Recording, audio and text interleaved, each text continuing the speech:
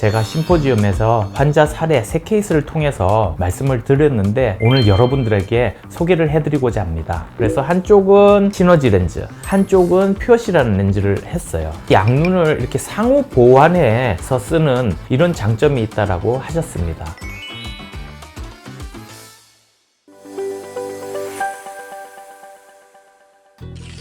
안녕하세요. 안과남매 한원장입니다.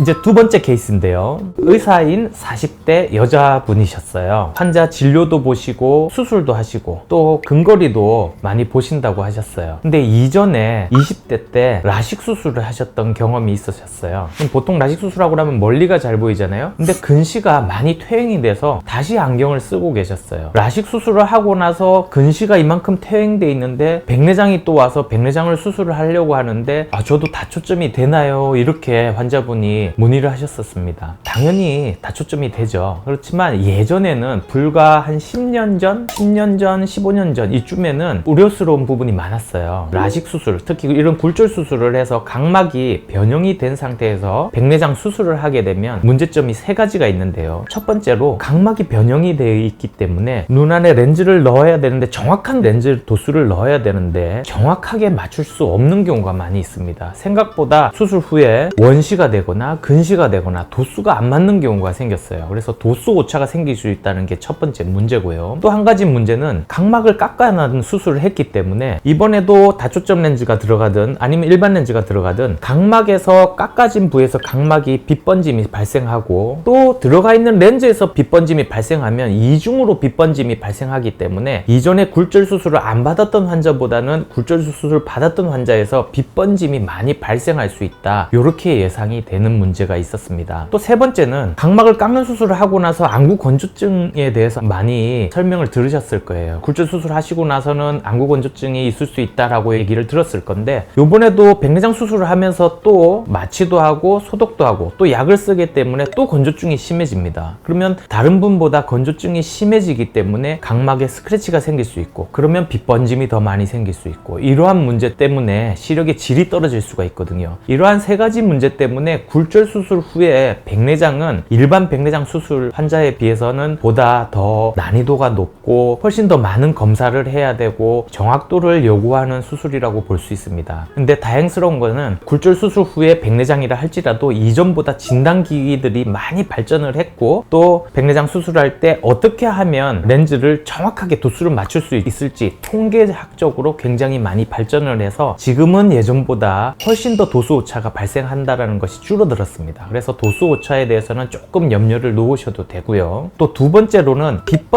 빗번짐에 대해서는 우려할 부분인데요. 근데 렌즈도 그 사이에 많이 조금 업그레이드가 됐습니다. 그래서 제가 아까 의사였던 그 여성분한테는 빗번짐이 조금 우려될 수 있지만 최근에 나온 오디세이라는 렌즈는 기존에 있는 시너지 렌즈보다 빗번짐을 조금 줄이고 또 시야 흐림도 조금 줄일 수 있는 하이브리드형 렌즈다 이렇게 제가 설명을 하고 빗번짐이 조금 예상될 수 있으니 이 렌즈를 추천을 드렸습니다. 그래서 수술을 했더니 양쪽 다 도수 오차도 없고 잘 맞아 들어갔고요. 수술 후에 멀리도 잘 보이고 근거리도 잘 보이면서 빗번짐도 예상보다는 적었고요. 시야 흐림도 별로 느껴지진 않으셨다고 하셨습니다. 그래서 새로 출시된 오디세이 렌즈가 기존 시너지 렌즈보다는 근거리는 그래도 유지를 하면서 시야 흐림과 빗번짐을 줄인 렌즈다 이렇게 평가할 수 있을 것 같습니다. 향후에는 아마 시너지 렌즈가 오디세이 렌즈로 거의 대체가 될 것 같다 이런 예상을 해보고 있습니다. 세 번째 환자인데요. 30대인 젊은 환자였어요.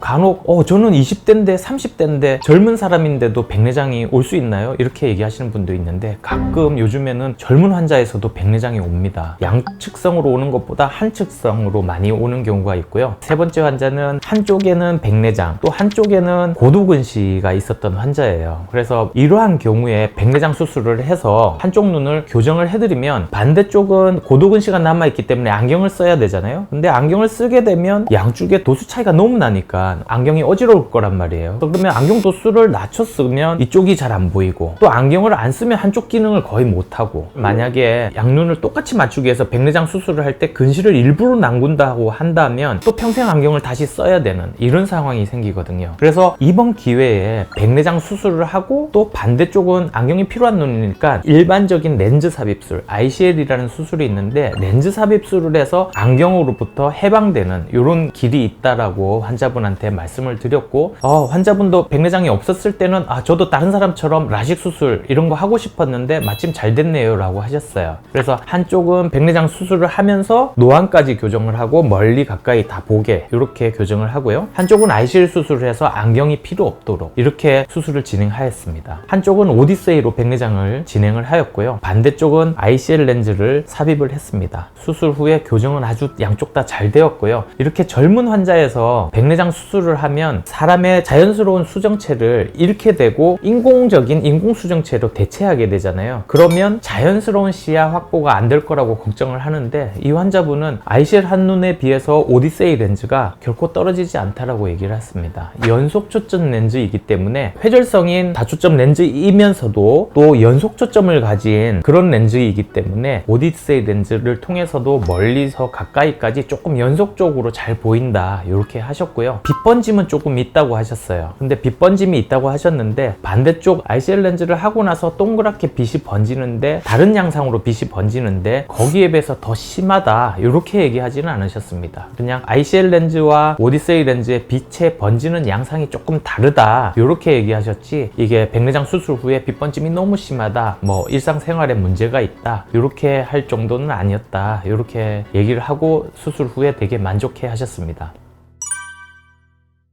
네, 지금까지 지난 학회에 있었던 제가 말씀드렸던 3가지 케이스를 여러분들한테 말씀을 드렸는데요. 지금까지 제가 말씀드렸던 내용 도움이 되셨으면 구독과 좋아요 눌러주시고요. 다음 또 이 시간에 좋은 정보를 가지고 여러분들한테 전달해 드리도록 하겠습니다. 지금까지 안과남매 한원장이었습니다. 안녕.